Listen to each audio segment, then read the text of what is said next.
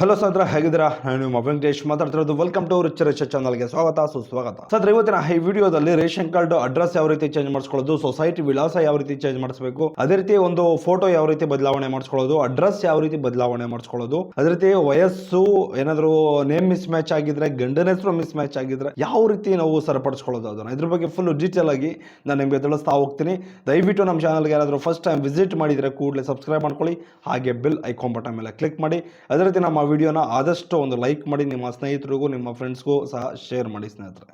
ಸದ್ರೆ, ಮೊದಲನೇದಾಗಿ ನೀವು ration card ತಿದ್ದುಪಡಿ ಮಾಡಿಸ್ಕೊಳ್ಬೇಕು ಅಂದರೆ ಕರೆಕ್ಷನ್ಸ್ ಏನಾದರೂ ಮಾಡಿಸ್ಕೊಳ್ಬೇಕು ಅಂದರೆ ಮೈನಾಗಿ ಆಧಾರ್ ಕಾರ್ಡಲ್ಲಿ ಡೇಟಾ ಕರೆಕ್ಟಾಗಿರಬೇಕು. ಆಧಾರ್ ಕಾರ್ಡಲ್ಲಿ ಡೇಟಾ ಕರೆಕ್ಟಾಗಿದ್ದರೆ ಮಾತ್ರ ಒಂದು KYC ಮಾಡಿಸಿದ್ರೆ ಸೇಮ್ ಅದೇ ಕೂತ್ಕೊಳ್ಳುತ್ತೆ. ಅರ್ಥ ಆಯ್ತಾ? ಈಗ ಆಧಾರ್ ಕಾರ್ಡಲ್ಲಿ ಏನು ಹೆಸರಿರುತ್ತೋ KYC ರೇಷನ್ ಕಾರ್ಡಲ್ಲಿ ಮಾಡಿದ ತಕ್ಷಣ ಇಮಿಡಿಯೇಟ್ಲಿ ಒಂದು ಅಪ್ಡೇಟ್ ಮಾಡಿದ ತಕ್ಷಣ ಏನಾಗುತ್ತೆ, ಆಧಾರ್ ಕಾರ್ಡಲ್ಲಿ ಏನು ಹೆಸರು, ಫೋಟೋ, ವಯಸ್ಸು, ಏನು ಎಕ್ಸೆಟ್ರಾ ಏನಾದರೂ ಇರಲಿ ಅದೇ ಥರ ಅಪ್ಡೇಟ್ ಆಗುತ್ತೆ. ಅದೇ ರೀತಿ ಅಡ್ರೆಸ್ ಚೇಂಜ್ ಮಾಡಿಸ್ಕೊಳ್ಳೋಕ್ಕೂ ಅಷ್ಟೇ, ಗಂಡನ ಹೆಸರು ಚೇಂಜ್ ಮಾಡಿಸ್ಬೇಕು ಅಂದರೆ ಆಧಾರ್ ಕಾರ್ಡಲ್ಲಿ ಕರೆಕ್ಟಾಗಿರ್ಬೇಕು. ಅರ್ಥ ಆಯ್ತಾ?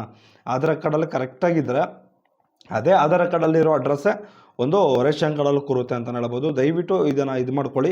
ಇವಾಗ ನಾನು ನಿಮಗೆ ಪ್ರಾಕ್ಟಿಕಲಾಗಿ ಯಾವ ರೀತಿ ಅಪ್ಡೇಟ್ ಮಾಡಿಸ್ಕೊಳ್ಳೋದು, ಯಾವ ರೀತಿ ಅಪ್ಡೇಟ್ ಮಾಡಬಹುದು ನೀವು ಸೈಬರ್ಗಳಲ್ಲಿ. ನಿಮ್ಮದೇ ಏನಾದರೂ ಬಯೋಮೆಟ್ರಿಕ್ಕು ಅದು ಇದು ಇದ್ರೆ ಆಳು ಮುಳು ನೀವು ಲ್ಯಾಪ್ಟಾಪ್ ಇದ್ರೆ ಮಾಡ್ಕೋಬೋದು. ಇವತ್ತಿನ ಈ ವಿಡಿಯೋದಲ್ಲಿ ಪ್ರಾಕ್ಟಿಕಲಾಗಿ ಲೈವ್ನಲ್ಲಿ ನಾನು ನಿಮಗೆ ಈ ಥರ ಅಪ್ಡೇಟ್ ಮಾಡಿಸ್ಬೋದು ಅಂತ ತಿಳಿಸ್ಕೊಡುವಂಥ ಒಂದು ಪ್ರಯತ್ನ ಮಾಡ್ತಾ ಇದ್ದೀನಿ. ದಯವಿಟ್ಟು ಬನ್ನಿ, ಇನ್ನು ಲೇಟ್ ಮಾಡೋದು ಬೇಡ, ಈ ವಿಡಿಯೋ ಸ್ಟಾರ್ಟ್ ಮಾಡೋಣ. ಸತ್ರ, ಮೊದಲನೇದಾಗಿ ಈ ವಿಡಿಯೋದಲ್ಲಿ ಸ್ಟಾರ್ಟಿಂಗಲ್ಲಿ ಒಂದು ಬಯೋಮೆಟ್ರಿಕ್ ತೊಗೊಂಡು ಲಾಗಿನ್ ಆಗಿದ ತಕ್ಷಣ ನೀವು ಬಯೋಮೆಟ್ರಿಕ್ ಕಸ್ಟಮರ್ಸ್ ಇಲ್ಲ ಅಂದರೂ ಪರವಾಗಿಲ್ಲ, ನೀವು ಏನು ಮಾಡ್ಬೋದು ಅಂದರೆ OTP ಮೂಲಕನಾದರೂ ನೀವು ಮಾಡಬಹುದು. ನಾನು ಫಸ್ಟು ಒಬ್ರದ್ದು ಮಾತ್ರ ಬಯೋಮೆಟ್ರಿಕ್ ತೊಗೊಂಡಿದ್ದೀನಿ. ಎಲ್ಲರದ್ದು ಸಹ ಹಳೆಯ ರೇಷನ್ ಕಾರ್ಡಿದ್ದು KYCನ ಮಾಡಲೇಬೇಕಾಗುತ್ತೆ. ಈಗ ಒಂದೊಂದಾಗಿ ನಾನು ಇಬ್ಬರದ್ದು KYC ಮಾಡಿ ನಾನು ನಿಮಗೆ ತೋರಿಸುವಂಥ ಒಂದು ಪ್ರಯತ್ನ ನಾನು ಮಾಡ್ತಾಯಿದ್ದೀನಿ. ಇಲ್ಲಿ ಕೆಳಗಡೆ ನೋಡಿ ಅಪ್ಡೇಟ್ ಅಂತ ಕಾಣಿಸ್ತಿದೆ, ಅದ್ರ ಮೇಲೆ ಕ್ಲಿಕ್ ಮಾಡಿಕೊಂಡು ಅಲ್ಲಿ ನೋಡಿ ಅಪ್ಡೇಟ್, ಅದ್ರ ಮೇಲೆ ಕ್ಲಿಕ್ ಮಾಡಿದೆ. ಆನಂತರ ನೆಕ್ಸ್ಟು ಈ ಪೇಜ್ ಬರುತ್ತೆ. ಅರ್ಥ ಆಯ್ತಾ? ಮೇಲ್ಗಡೆ ಒಂದು ಆಧಾರ್ ನಂಬರು ಡೈರೆಕ್ಟಾಗಿ ಬರುತ್ತೆ.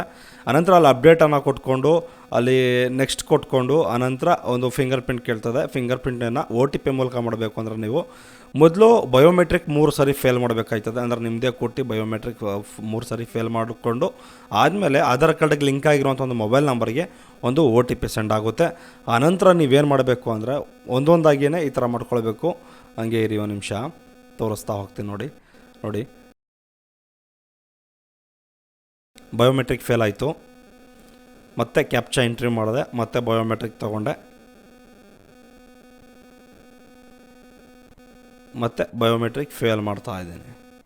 ಇದು ಯಾಕೆ ಅಂದರೆ OTP ಮೂಲಕ ಮಾಡೋದ್ರಿಂದ ಕಸ್ಟಮರ್ಸ್ ಇಲ್ಲ, ಅದಕ್ಕೋಸ್ಕರ ಕಾಂಟ್ಯಾಕ್ಟ್ ಮೂಲಕನೇ ಇದು ಮಾಡ್ತಾರೆ. OTP ಮೂಲಕನೇ ಮಾಡಬಹುದು. ನೋಡಿ ಬಯೋಮೆಟ್ರಿಕ್ ಮತ್ತೆ ಫೇಲ್ ಮಾಡಿದೆ. ಈಗ OTP ಆಪ್ಷನ್ಸ್ ಬರುತ್ತೆ, ನೋಡ್ಕೊಳ್ಳಿ.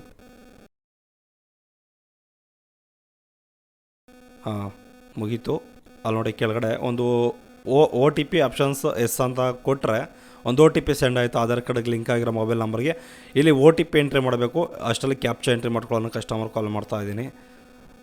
ಆ ಕಸ್ಟಮರ್ ಇವಾಗ OTP ಹೇಳ್ತಾರೆ ನೋಡಿ. OTP ಹೇಳಾದಮೇಲೆ ನೆಕ್ಸ್ಟು OTP ಎಂಟ್ರಿ ಮಾಡ್ತಾ ಇದ್ದೀನಿ.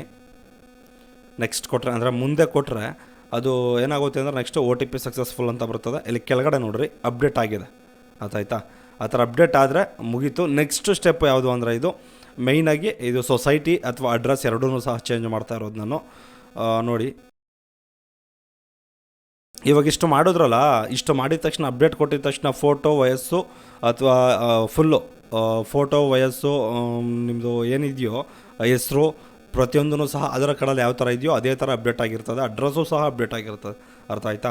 ಎಲ್ಲನೂ ಅಪ್ಡೇಟ್ ಆಗಿರ್ತದೆ. ನಾವು ರೇಷನ್ ಕಾರ್ಡಲ್ಲಿ ಅಡ್ರೆಸ್ ಚೇಂಜ್ ಮಾಡಿಸ್ಕೊಳ್ಬೇಕು ಅಂದರೆ ಮೇಯ್ನಾಗಿ ನೋಡಿ ನಾನಿಲ್ಲಿ ಇದು ಮಾಡ್ತಾಯಿದ್ದೀನಿ. ಸೆಲೆಕ್ಷನ್ ಮಾಡಿಕೊಂಡೆ, ತಾಲೂಕು ಅದೇ ಸೆಲೆಕ್ಷನ್ ಆಗೋಯಿತು.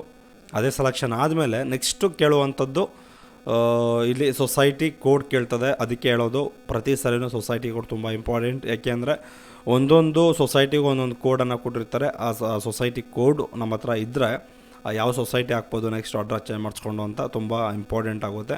ನೀವು ಅಕ್ಕಪಕ್ಕದ ಮನೆಯವ್ರದ್ದು ರೇಷನ್ ಕಾರ್ಡ್ ಇದ್ದರೆ ಬೇಕಾದ್ರೆ ಸೊಸೈಟಿ ಅಡ್ರೆಸ್ಸನ್ನು ಚೇಂಜ್ ಮಾಡಿಸ್ಕೊಳ್ಬೋದು.